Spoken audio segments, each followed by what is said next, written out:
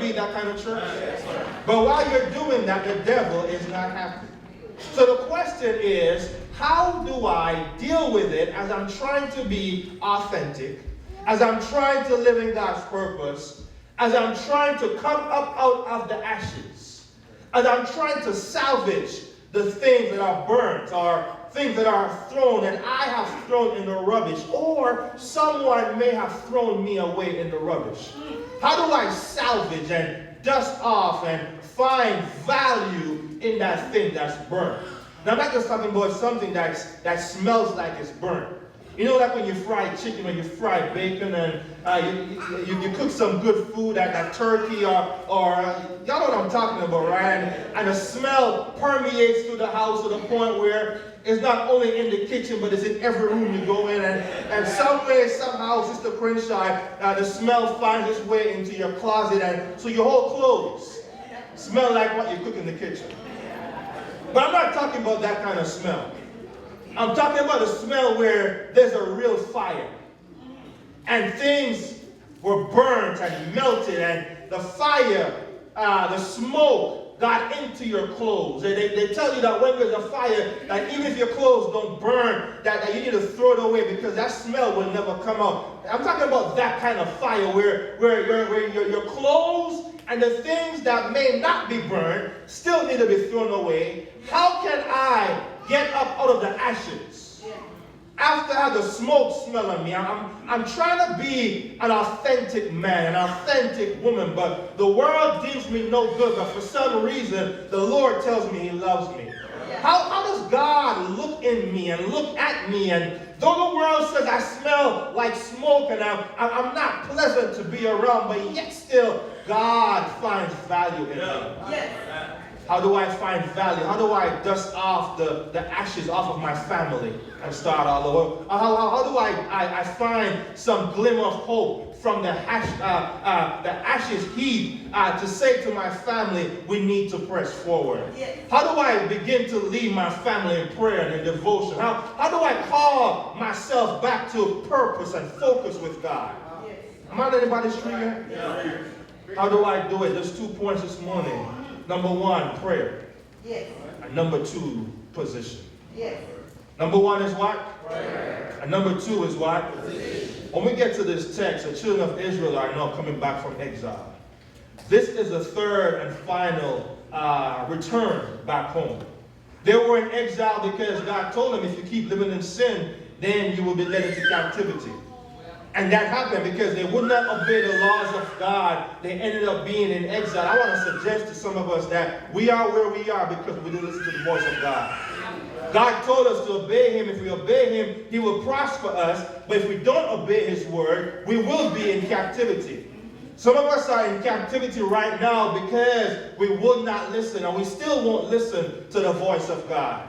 It may be emotional, mental, or even physical captivity. But I'm here to tell you this morning, you can break free. Yes. And you can go back from exile to God's promise when you listen to his voice. Right. So God's people, as he promised them that I will take you back to the land. And so here they are now going back to Jerusalem to build. Now, like I said, this is the third one because before that, they were led back by Joshua and Zerubbabel on the first time. The second time, they were led back by Ezra. Now, the book of Ezra and Nehemiah are really one book. Right. Now, we don't have time to look at that, but in your study, look at it. It's really one book. But some the scribes, and as they came through a long history, decided to separate the books, but it's really one book. Because it's telling the story of the people going back to the land. And what God wants us to know is sometimes it may take more than one effort to get things where they need to be. That you need to know that even though you may have tried it last year and things that'll go back into place, it takes time sometimes to get back up out of the ashes and be where you need to be, but don't lose heart. It may take another person leading the first time. It had to be daddy, but because daddy got distracted, it may need to be mommy. And then sometimes the children will get a sense of purpose and rise up. But either way, it takes us all working together to make it where God needs us to be. It may not always be the preacher. It may be one of these leaders in training, or it may be a purpose group leader. But at the end of the day, if we all work together, it may take 3 tries before we get it right. Yeah. But while we're trying, don't lose heart. Yeah. And while we're trying, we're going to see in the text that we need to stay focused on what God expects us to do, because if we don't, the enemy will win. Is that all right? So when we come down to this point, in chapters 1, God put on Nehemiah's heart to see what's happening in his country. He's still in bondage, but God positioned him in a key place where he is the king's cupbearer. Now let me say this to you quickly, that God will position you in a place of favor to do his purpose. And sometimes you don't like where he has placed you. Who wants to be the king's cupbearer? You are at the edge of your taste buds is a possibility of death. Every time he takes up the king's cup, before the king drinks, he has to taste the drink to see if there's any poison. And if he dies, then the king knows not to drink it. And then not only that, if he dies, the king gets another cupbearer. So, I'm really valuable, but I'm also replaceable. Yeah. And sometimes in life, you may not like where God puts you, but he put you where you are. That job you have, that person in your life, you are in that person's life. You are in that position to fulfill your God-given purpose. Yeah, you may not like it because it has a taste of death sometimes. You're not sure. It makes you nervous and anxious sometimes. But God put you where you are so that you could lead people to him and also lead his people into purposes beyond their imagination. But when we refuse to be the cupbearer, we miss our blessing. When we refuse to be the person that God has called us to be in the position he has put us, we miss our blessing and we frustrate his purpose. Anyway, that was just extra while I'm on my way to my point. So while he's there, God put on his heart to have a desire, a love for his city and his people. Northeast, I want to say to us that if we're going to be a church, we can't be a church that's high and sedity on every Sunday morning and Wednesday night. We can't just come here to look good and pray and worship and raise our hands in the air and say, thank you, Lord. Yes, we should do that. Yes, we should worship him. Yes, we should study about him. But what's most important is, what about the people who are living in the homes right around us that don't know who Jesus is? We cannot be okay with coming here and putting up in our Chryslers or Lexus or our Toyotas and all that stuff while Mr. Jones and Miss Sally are walking the streets or riding their bicycles and they need some hope. We can't be okay with coming and then going to the left and going to the right, back to the suburbs, but the people who are sitting around the temple of God have no sense of who God is. Yeah, so God put in his heart to have a desire. What is happening in Jerusalem? So he's bothered by it. He gets word and he asks the king. He says, King, I need to go see what's happening to my people, to my city. The king, because he has favor, watch this now, because God positioned you where you are, it brings you favor. The king trusts him, so the king says, go. Go see what's happening. How much time do you need? Yeah, if you have favor with God and you love where God puts you, God will let you have all the time off you need. Yeah, he will let you have favor with your boss. Anyway, y'all missed that. It's in the text. I'm not making this up. So the king sent him. Nehemiah went. He spent time, and then he saw he was distraught. There is so much happening in our society because now we have legalized same-sex marriages. Now you have the pedophiles saying, well, just as those same-sex people need to get married as pedophiles, we have the right to be pedophiles. It's coming. They're pushing for it. They are. If these people are okay and they are regular people and society legally has accepted them, then legally, just as though we too are different people, we too have a right to express our difference and our sexuality. The only difference is we love children. It's coming, it's coming. And so we gotta see, as a church, we need to be concerned for our society. Oh, y'all quiet on that one. And so the wall, the city, is in disrepair. The rubbish heap is piling up. And Nehemiah says something has to be done. So he talks to the leaders. He gets everybody riled up. He said, let's do this. The people say, yes, we will do it. And in chapter 3, it gives a list of all the families and all the people who are willing to work. Let me pause right now and ask this question. Northeast. Northeast. Yeah. Northeast. Yes. Northeast. Yes. All the families of Northeast. My question to you is, are you ready to work? Yes. Are you ready to get dirty? Yes. Are you ready to put back the bricks in the wall? Are you ready to salvage through the garbage and the rubbish of the society and pull from out of the rubbish someone or a family that can be saved? Yes. Right. And it may just be in this place. Yes. Y'all see this? Anyway, so while they're working, though, the enemy doesn't like it. The enemy doesn't like when we're progressing. The enemy does not like when we are achieving. The enemy hates it when we're fulfilling God's purpose. So look at chapter 4, verse 1. It says quickly. Chapter 4, verse 1.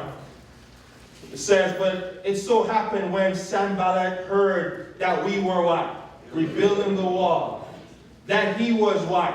Furious and very indignant. Now, this is not the first time they have experienced Sanballat. In chapters 2 and verse 10, when he first heard about them doing this, he laughed. If I could laugh evil, you could hear the devil laughing. That's what he does at you. You want to do what? You want to follow God and do what God says? Yeah, I can't do all that evil stuff. But he does. He laughs at us. He mocks us. Then in chapter 2, verse 19, we see the progression. Then after he sees that the people are now making progress, then we see where he's getting angrier. He's not happy of what's happening. So when we get to chapter 4 now, we see where he's now not only angry, but now he's furious. And he is indignant. And he mocked the Jews. Yeah. The devil right now is furious with you. Yeah. He's indignant if you're trying to make any progress in your life. If you're trying to be authentic people, he's laughing at you. And then he wants to discredit the work you're doing. Watch this. He says this. Look at verse 2. And he spoke before his brethren and the army of Samaria and said, what are these feeble Jews doing? We're feeble. Will they fortify themselves? Will they offer what? Sacrifices? Now stay right there. What he's really doing is, he's saying, since they are weak, since we are weak, the devil is saying we're weak. And since we're weak, then are we going to have the fortitude to build back up this wall? The devil wants you, Sister McCrae, to doubt your potential. Yeah. But the thing about it is, it's not really a question, because when we read this in the English, it's not really saying what it says. Really what it's asking is, will we commit the work to the Lord? Because if we do it ourselves, you see what? That's what Sanballat was asking. Will they commit the work to the Lord? Will they do it themselves? Will they be able to achieve it by the work of God? He was scoffing. He was mocking. Look what he does. He says not only that, will they offer sacrifices? Will they worship God? Will they give God praise? Will we praise God? So the devil is saying. Y'all see this? Yeah. Look at verse 2. It says, will they complete it in a day? I want to say this to you real quickly. Let me pause right here and say this to you. That if you commit your work to God, there's no limit to when you can accomplish it. Somebody needed to hear that. When you commit your work to God, there's no limit as to when you can accomplish it. If it needs to be done, and it's God's will, it will be done. But when we say, I can't do it, or we can't do it, we have no money to do it, especially when your pocket looks like mine, then yeah, you will say, we can't do it. But when you trust God, when you trust God, no matter what mistakes you have made as a man, no matter what mistakes you have made as a woman, no matter what mistakes you are making as children, when you trust God, there is no limit as to when you can rise up out of the ashes and become and do everything that God intended for you to do. That's not me saying, that's God saying it. It's right there. So watch it. Will they revive the stones from the heaps of rubbish? Yeah. Stones that are what? Burned. See, the devil discredits what God can do. And then only that, he knows how we see things. He knows we look at life through our physical eyes. But I stopped by to tell you this morning, stop looking at life through your physical eyes and walk by faith, not by sight. The devil will tell you the stones are no good. But God will say, take those burnt stones, take those broken stones, and let me show you how to put it back together. That's the kind of God we serve. The kind of God that in Ezekiel, the question was, can these dead bones live? Can these dry bones live? Yes, they could live. God can make anything that's dead live. The kind of God we serve in Romans chapter 4 says that he calls the things that are not as though they were. That's the kind of God that said, let there be, and there was. We need to speak the same way. Lord, I can't see it. Lord, it's broken. Lord, it's all messed up. But Father, I know who you are. So Father, let there be. Only that, Sanballat and his friends, he got his homies with him. And Tobiah the Ammonite was beside him, and he said, whatever they build, if even a fox goes up on it, that ain't gonna stand, man. You can build it. Matter of fact, even if you put the bricks together, Starks, if a fox run on top of it, it's gonna fall down. See, the devil thinks we're building with Lego blocks. Yeah, the devil thinks we're messing around with clay or Play-Doh. No, when we do God's business, we don't use Play-Doh. We don't use Lego blocks. We use the might and the power of God. So though with the physical eyes, it may just be wood, but in God's eyes, this wood and this brick is held together by the power of God. Anyway. I gotta hasten to myself. So he says, whatever they build, if even a fox goes up on it, he will break down their stone wall. Now I just love what Nehemiah does. Now this is point one still. He says, matter of fact, as soon as they get finished, he says what? Hear, O God, for we are what? This fight. What does he do? He breaks out in prayer. He doesn't respond. Didn't send a hateful text message. Didn't send no long thought out email message. Didn't put it in group me, Instagram, Snapchat. Didn't do none of that. Didn't call best friend. Didn't say, girl, what? Yo, man, hey. None of that. The brother just bent his knees and says, hear, O our God, for we are what? Despised. Turn. Now this is a prayer, an imprecatory prayer. Meaning, an imprecatory prayer, meaning that you are calling down judgment on the person that's bringing you harm.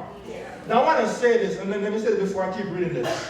It is okay to pray a prayer of judgment on your enemy. But let's put it in this context now. Yeah. The enemy is only your enemy when your enemy is going against the purpose of God. Not what you want, not how you like it, not how when I want it. But if I'm trying to walk in God's way and God's word and where God is taking me, and the enemy is trying to take me out of my purpose, trying to discredit God's word, then yeah, I could say, get thee behind me, Satan. Lord, get them the way they're trying to mess with me. Lord, turn their reproach on their own heads and give them as plunder to a land of captivity. It wasn't just some nice prayer. It was y'all see that exclamation mark right there?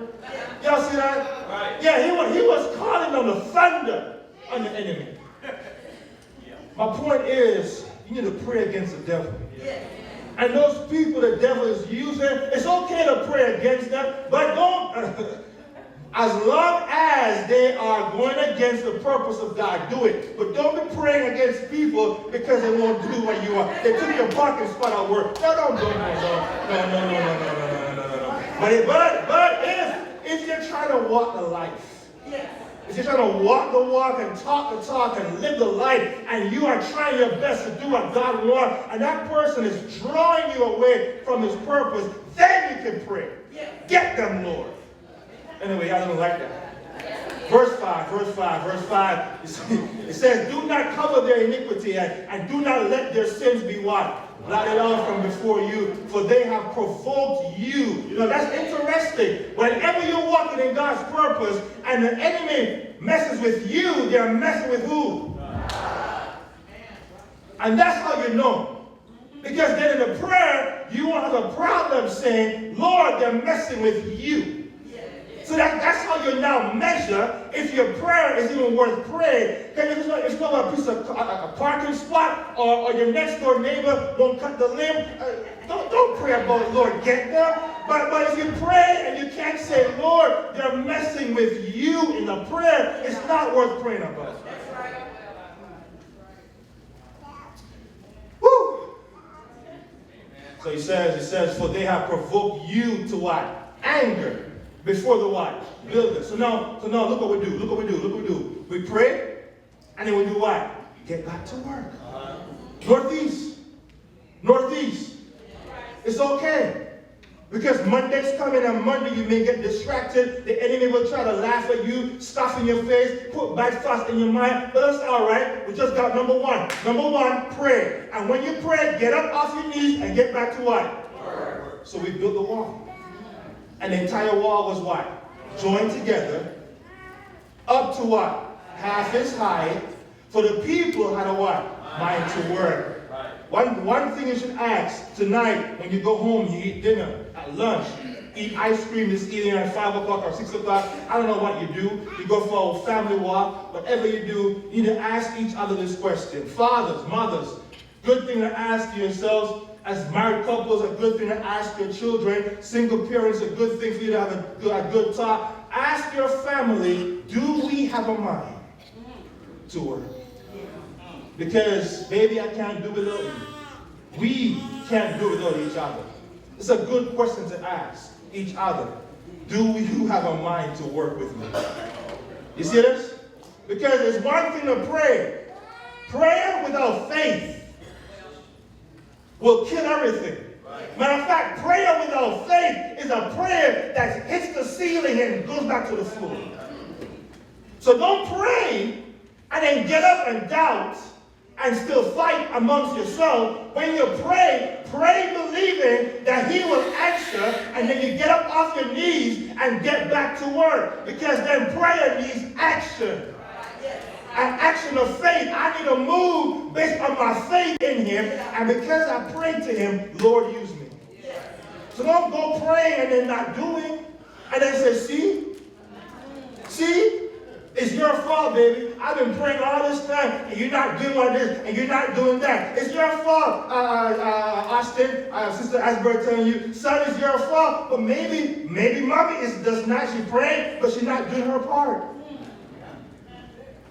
See, let me say this. I'm getting off track, but I need to say this real quick. Don't try to change each other. When you try to change each other, that's when you get frustrated. Start by looking in the mirror and say, Lord, work on me. Then when the Lord works on you, the Bible tells you that based on your walk, hopefully the person that's around you will want to walk with you. It's not for me, it's not for you, it's not for us to change each other. It's for us to allow the power of God to change us. Anyway, I need to hit to my seat. So he says, now watch this. When you're halfway there, you're making progress, the enemy is still not happy. So watch this. It says, now it happened when Sanballat, Tobiah, watch this now. At first, it was just Sanballat and Tobiah. Right. You see that? I need help. Starks. And the Starks family. The tribe of Starks. If you just jump up here real quick. Quickly. The people are saying, oh, it's time to go eat chicken, man. So come on. So the Starks family, as they are waking from their slumber, and I made their way up here expeditiously so we can all go home together. Thank you for moving. With a smile, guys, with a smile. There you go. No smile. This is the princess right here. All right. Now watch this. The Starks family have been fed scrumptiously. The Northeast family, they get in the Word. They're trying to live right. They're trying to do right. They made some progress. They bent their knees. Daddy and mommy taught their children how to pray. They've been praying. They made some progress. They're halfway there. But the enemy doesn't like the progress. So what Satan does is, he comes even stronger. Right. Yeah. So the Bible says, I remember what the Bible said in Luke that after he tempted Jesus, he left him until another opportune time. So the devil don't quit. The Bible also said that he goes about like a roaring lion, seeking whom he may devour. He may not catch you this time, but he's going to come back next month to try again. So he says, now it happened that when Sanballat, Tobiah, and the Arabs, the Ammonites, and the Ashdodites heard that the walls of Jerusalem were being restored and the gaps were beginning to be closed, that they become what? Angry. Now watch this real quickly. I need 4 men. Just any 4 men quickly. 4. 1. Okay. Let's all right. All right. Come on. 1, 2, 3, 4. Okay, perfect. Now I need a Starks family. You got to get close. Y'all love each other, right? Praise the Lord. Yeah. So they're trying to keep the family together, right? They're trying to keep the family together. But then Sanballat, you got to see the geographical location. This is Jerusalem right here. Yeah. I'm bringing you back to the text, but I want you to see your family system. In the text, geographically north of Jerusalem is where Sanballat is from. East is where Tobiah is from. Then to the south, go back to verse 7. Then to the south, we have who? The Arabs. And then to the west, go on the next side. Right? On the west, you walk around. I just squeeze through there. You see what's happening? The enemy is surrounding them while they're trying to build. We just prayed, Lord, and we got back to work. We have faith in you, but now, Lord, the pressure is on. What do I do? Because I'm being squeezed from the north, the east, the south, and the west. My family is under attack, Lord. What do we do? Yeah. Y'all see the picture? Is that how anybody here feel this morning? That you're being pressured on every side. You're being squeezed from every direction. You did try. You tried prayer, and prayer didn't work, and you're sticking with it. But now the pressure's on even more. Look what they did. Look what they did. Verse 8 quickly. And all of them conspired together to come and attack Jerusalem and create what? Confusion. The enemy is always there to attack you and to confuse you. Anybody confused this morning? That's why this country is confused. But how about your family life? The devil is always trying to attack us and confuse us. So it says, nevertheless, we made our prayer to our God. So they're still praying. So daddy's lifting his hand to heaven. Can you see him raising his hand to heaven? Can you see him? Yeah. He's still praying. He has one hand lifted and one hand holding. And he said, baby, we're going to make it through this. And the kids are getting rambunctious. Amari's like, oh my God, it's too can we get through this? But he says, and because of them, we set a watch against them day and what? Night. You got to watch what? Day and what? night. You got to be vigilant. You can't sleep on this. And I'm not talking about going to bed and sleep. The idea is you can't let the enemy fool you. You have to be vigilant. Now watch this. Then Judah said, the strength of the laborers is what? Failing. Yeah. And there is so much what? Rubbish. That we are not able to build a wall. The enemy is confusing them. Amari and Asaiah saying, Daddy, we can't do it. Then because mommy is her heart goes to the kids, she now throws her hand up in the air and say, I'm done.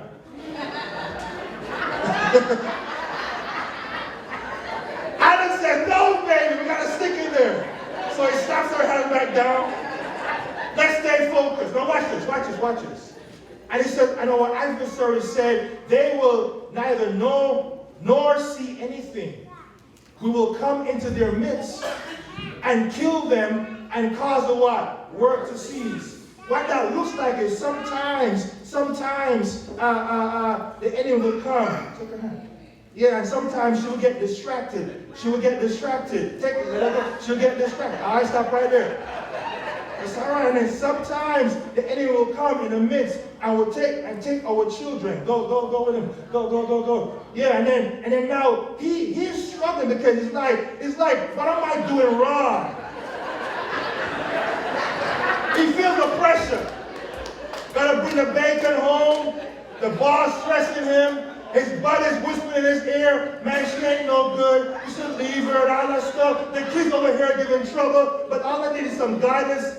Does anybody's family look like this? The enemy comes to attack and confuse. So what do? Let's keep reading. So he says, so when the Jews who dwelt near them came, and they told him 10 times, he said, from whatever place turn, they will be upon us. Look at verse 13. Therefore, I position what? Men behind, watch this now, the lower parts of the wall are the what? Openings. And I set the people according to their what? Family. Now real quick, before you get the application. Before the preacher and the leaders can position the church members where they need to be, the man needs to first position his family where they need to be. But before he can position his wife and his kids, he needs to know where he is first. That's why the teaching was so good. Am I an authentic man? Am I rejecting being passive? Am I being responsible? Am I leading courageously? Am I investing eternally? And if I am, I go get my wife. I go get my wife.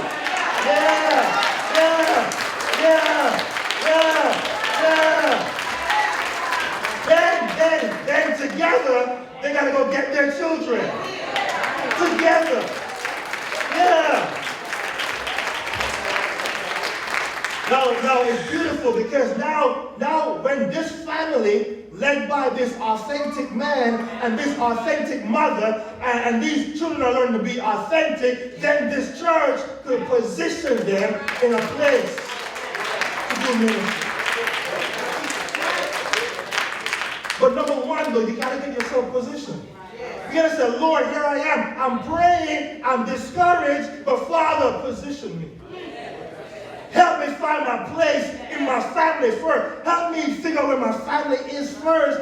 Then, Lord, use me to the fullest. Now, watch this real quick. Watch this. It's beautiful. I know y'all saying this time quick, but watch this. He says, and I looked and arose, and I said to the nobles, to the leaders, to the rest of the people, do not be what? So Daddy says what? He says, say it. Do not be afraid. Say it like you know it. Say it like you mean it. This is warrior time. Do not be afraid. Yeah. Sometimes your family need to hear you speak with some confidence, brother. They need to hear, baby, it's going to be all right. Yeah. Woo. So he says, remember the Lord? Great and awesome. Northeast. Brothers. Sisters. Children. As you get ready to go back to school, remember the Lord. No. Remember the Lord. Don't depend on your friends. Don't depend on your mama and your father. You need them to pay your school bill and find food for you and put clothes on you. But it is the Lord that gave you your parents. It's the Lord that gave you your spouse. It's the Lord that gave you your job. Remember the Lord. What is he? Why should I remember him? Because he is great and awesome. And fight. Fight. You need to fight. Fight for your brethren. Fight for your son. Look at your son. Your son needs you to fight for him. AJ needs you to fight for him. Amari needs you to fight for her. Fight for your daughter. Fight for your wife. And fight for your house. Now it gets even better. It gets better. Watch this. I'm coming to a close, but I got to get this. And it happened that when our enemies heard that it was known to us. See, now you know what the enemy is going to do to you. See, you didn't come here this morning just to get a word. You came here this morning to get some ammunition. To get some 411 on the enemy. When you leave here, don't leave here being all silly and dumbfounded. No, you came up in here to be armed. So when the enemy comes knocking, you can say, come on. Bring it. Watch this. There's never enough time to teach you. And it happened when our enemies heard that it was known to us and that God had brought their plot to nothing. He tried to get her, but he killed it. They tried to get you, Starks, but God killed it. He tried to get your kids, but God killed that too. He brought their plans to what? Nothing. That all of us return to the what? Wall. You gotta keep going back to the wall. You got to say, yes, we were victorious. No, back to work. Yes, let's celebrate, but let's keep working. Y'all see that? Verse 16. So it was from the time on that half of my servants, now watch this. Half of my servants worked at what? Now look at the church. What's the church? I'm moving on from family to the church family. All right. That half of the servants worked at what? Construction. While the other half held the what? Spears. The what? Shield. The what? Bow. The what? And the leaders did what? Were behind all the house of Judah. Do you see the church is broken up now? We need people to work. We need people to keep doing ministry, but we also need some warriors up in here. We need some women and some men to take up to work. We need everybody working. So if every family understands what God is doing in their family, then every family will want to work in the church. Anyway, those who built on the wall and those who carried what? Burdens, loaded themselves so that with one hand they worked at what? And with the other hand they held a what? Starks is over here taking the tools from Bible class. 33, authentic man. But also the Holy Spirit gifted him with a spiritual gift. Y'all see this? He has a gift, and he's using his gift to build up his family. But while he's working on the wall to keep the enemy at bay, he also has his weapon. He has in his hand the word of God, the sword of God, that when the enemy tries to come at him, he just slaps. Oh, there you go. Bam. Yeah, when the enemy tries to come, he just keeps doing what? Yeah. And then while he's doing that, right, he's also what? Building. Y'all see this? Give him a little applause. Thank you, guys.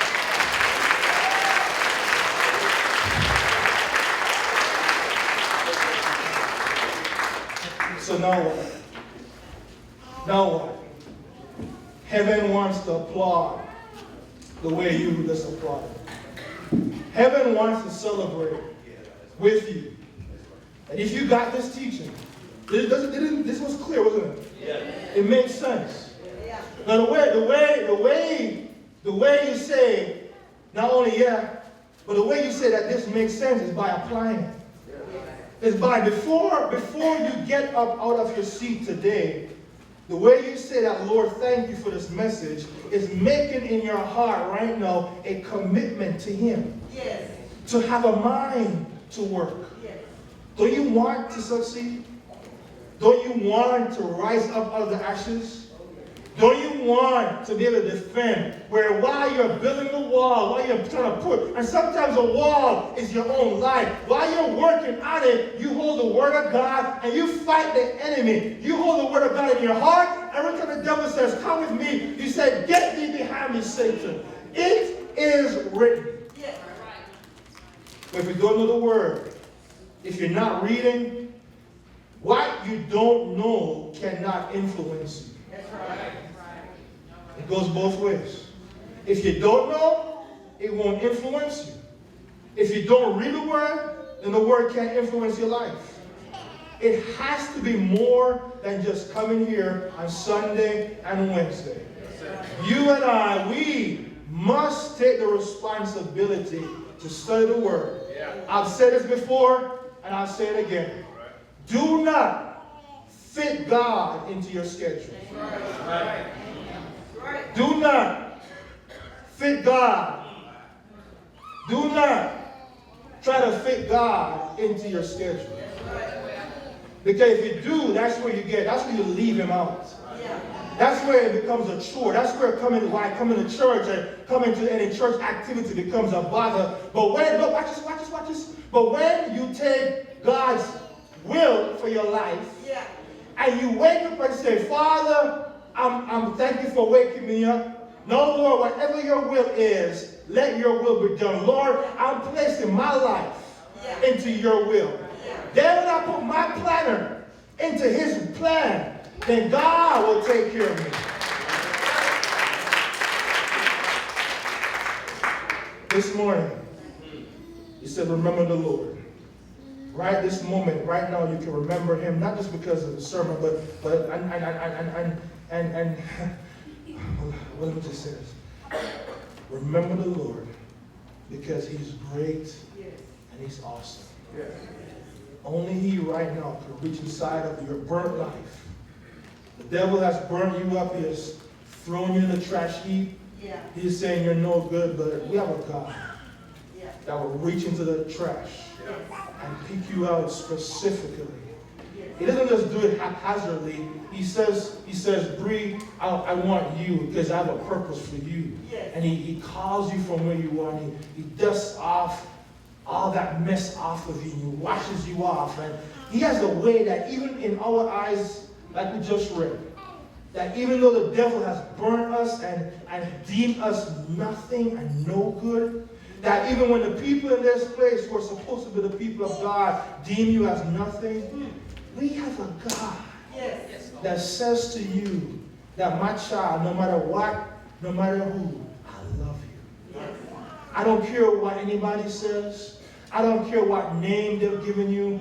Brother Crenshaw told a story before, and it would have hurt for us to be reminded of it, about the sheep thief. Two men that stole the sheep. Remember? And one, they were both caught. And when they were caught, one couldn't handle the pressure and the shame because the rule was they were to be branded with an iron, hot iron, ST, sheep thief. Remember the story? And one, while they were both branded, one man could not handle the pressure, so he took his life. But the other one kept on living. He kept on, he lived in the community still until he got old. And by this time, when we pick up in the story, this one man was now teaching in a Bible class.